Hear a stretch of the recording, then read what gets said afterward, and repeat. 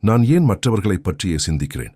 நீ சொல்லும் மற்றவர்களும் எப்போதும் மற்றவர்களைப் பற்றியே தான் சிந்தித்துக் கொண்டிருக்கிறார்கள்.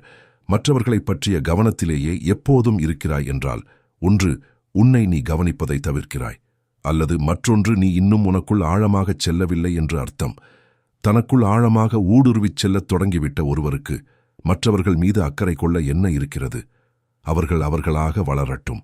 இதுவே தனி மனித சுதந்திரம்.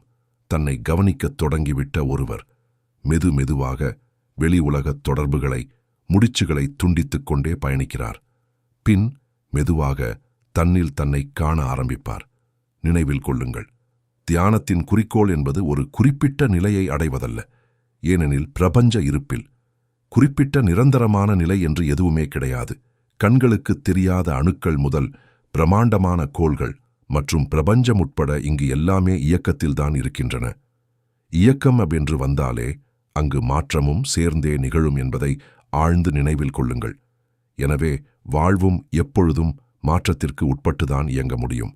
அதன் நிகழ்வுகளிலும் மகிழ்ச்சியும் துக்கமும் மாறி மாறி வந்து கொண்டுதான் இருக்கும். இருமைகளற்ற வாழ்வு, நான்-டுவாலிட்டி லைஃப் என்று எதுவும் தனியே கிடையாது.